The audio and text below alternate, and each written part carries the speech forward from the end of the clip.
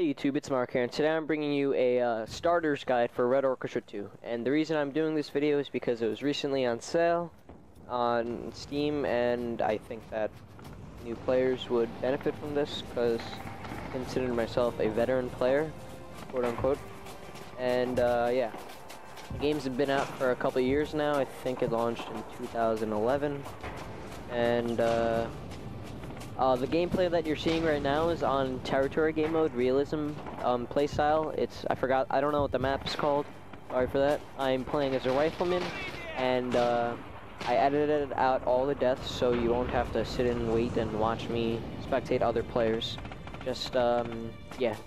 And Red Orchestra is a first-person shooter realism game. It's pretty realistic, closest that you could get in a video game without going overboard, where it's just not fun at this point, but it's fun, it's realistic, first-person shooter, and I enjoy it. Hopefully you will too. Excuse me. There are three main game modes in the game, which are Territory, Campaign, and Countdown. Territory is basically that there's an attacking team and a defending team. Both teams have tickets or lives that they're allowed to use to spawn in. Once those tickets deplete, can spawn in, and you will most likely lose. And the base of territory is that the attacking team captures a territory, such as a building or just a general area. The defending team has to defend against the attackers for either the whole game, until their tickets run out, until they get into lockdown mode, or until timer runs out. Excuse me. And campaign, basically it uses the territory game mode as the base game what you're playing, but there's also another aspect to it which you get to choose. The winner of the last game gets to choose whether they attack or defend, and if they choose to attack, they choose which territory or map they get to attack. And it's basically you and your team are the commander of an army, and you get to vote where you attack and what you do, and basically war is as close as you could get to it. And countdown is 1 life per round. Countdown is 1 life per round, and it's based off the territory game mode, where attackers and defenders, if you die, you're dead. But you can respawn. The attackers are able to capture the territory and then move on to the next objective. That's the only way you could respawn in that game mode. And those are the three base game modes that you could be playing. I prefer to play campaign, but there aren't too many good campaign servers, so just stick with territory, I guess, for a new player. And there are three types of playstyles: classic, realism, and action. Classic is classic Red Orchestra 1 game mode, which is basically realism, and yeah, that's the best way to explain it. Realism is the most you can get to realism in a video game. One shot, one kill, pretty much anywhere on the body. If you're shot in an extremity or an artery, excuse me, you'll start to bleed out, and if you don't manage yourself, you're gonna die from loss of blood. If you get shot in like a major artery, you can't sometimes manage yourself, and you'll automatically bleed out and die. Your gun isn't always centered in the middle of the screen. There's like a box that it would stay in. It won't go to the very edge, but it won't stay centered. There's no crosshairs, no ammo count. Pretty much bare minimum of a video game that could give you closest to real life.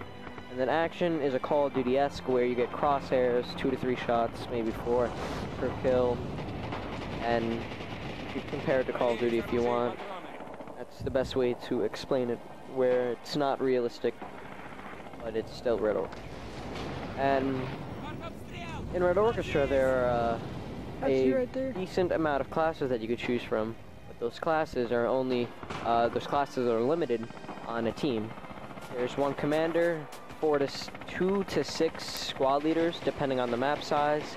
There could be an engineer, I'm pretty sure it's 2 to 4. There are anti-tank soldiers, marksmen, machine gunners, elite riflemen, and elite assaults.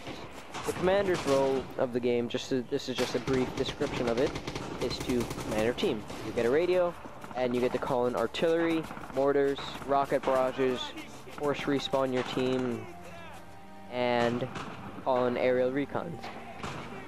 Excuse me. And the commander is probably the most important player of the team, other than the squad leaders and the team itself. Because the squad leaders are the ones who are in the front lines, helping out everyone. The commander sits back at a radio and helps the team from there. And the squad leaders push up with all the riflemen, all the elite assaults, and everybody. They provide smoke, they provide the marks for artillery marks, or arty marks as you could hear it, for the commander. And without those artillery marks or arty marks, you can't call in artillery. Artillery is vital to winning because it clear out objectives, stop an enemy from pushing up, and so on. Squad leaders, yeah, they push up the team, they provide smoke coverage, a mobile spawn, and squad leaders and commanders get the SVT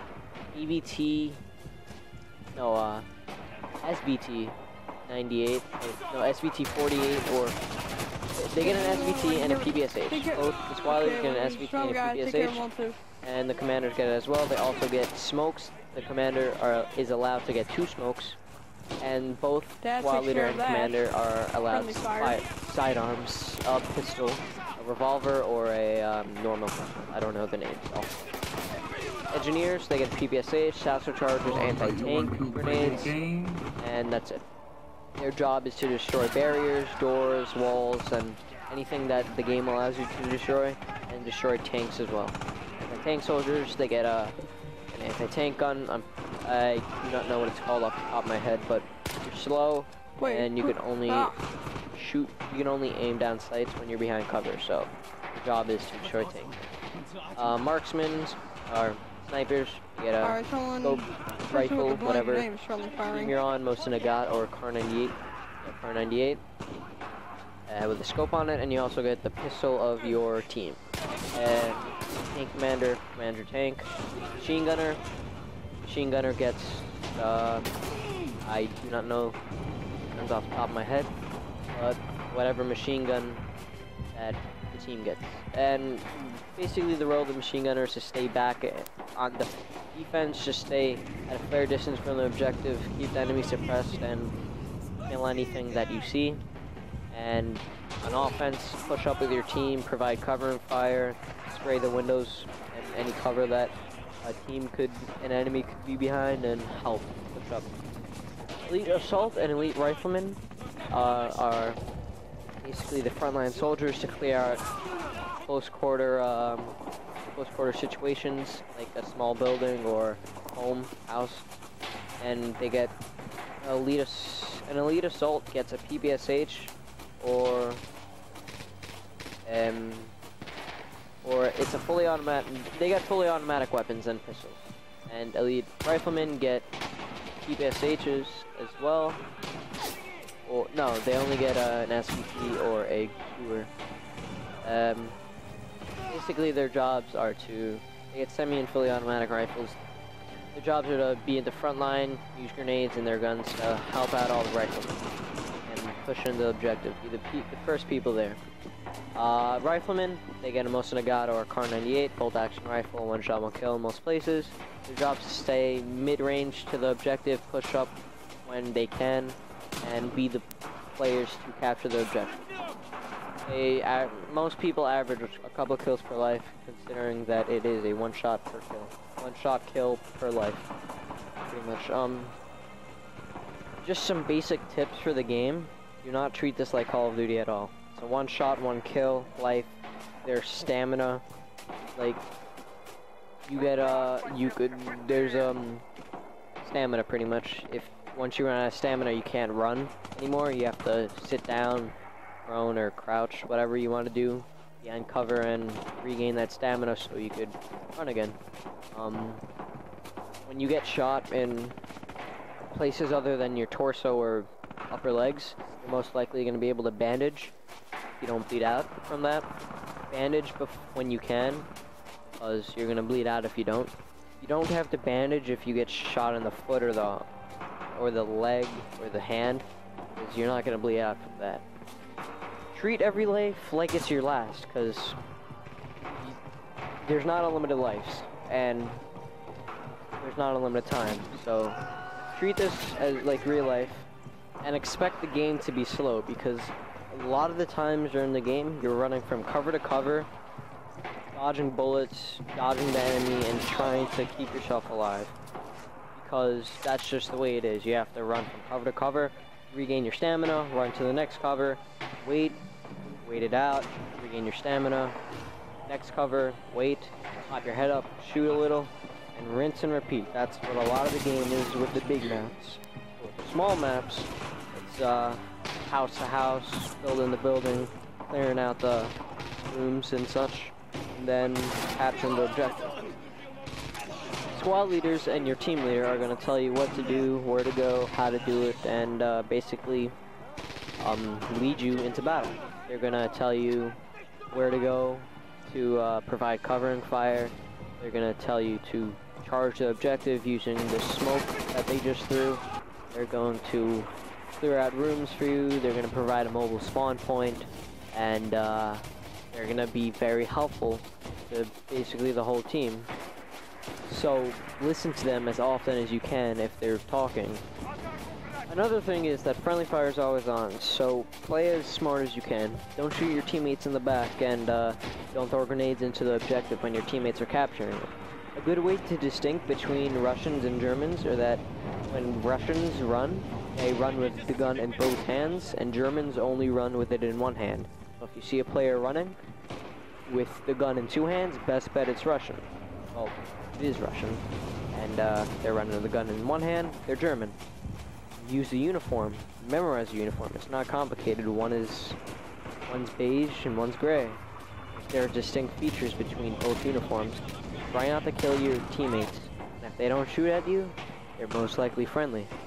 So yeah, try not to kill your teammates. That's just the best thing I could say. It's hard to do it at first, but you'll adjust to friendly fire, learn the way that the game works, how people look, and pretty much get better. Another thing that you need to utilize is the cover system. I believe it's controlled by default, and cover allows you to go behind any object that's basically flat or a wall and use it as cover. You put your body behind it, and you could use W, D, or A to poke your head, left, right, or above it. You could aim in and shoot over it, you could blind fire over it, and you could throw grenades over it. Thing about grenades, don't throw them at your teammate. Throw them where you know the enemy is, and if you're going to throw them at a place that you're skeptical about, use your mini-map to your advantage and see if there are green or blue dots, and that'll tell you if there are friendlies or not there, because a lot of the times in this game, you'll be getting killed by your teammates' foolish mistakes thinking that you're an enemy, or blindly throwing a grenade into the room and killing a decent amount of your teammates. So play smart with that aspect of the game and use cover to your advantage, because it will save your life and it will make you live longer.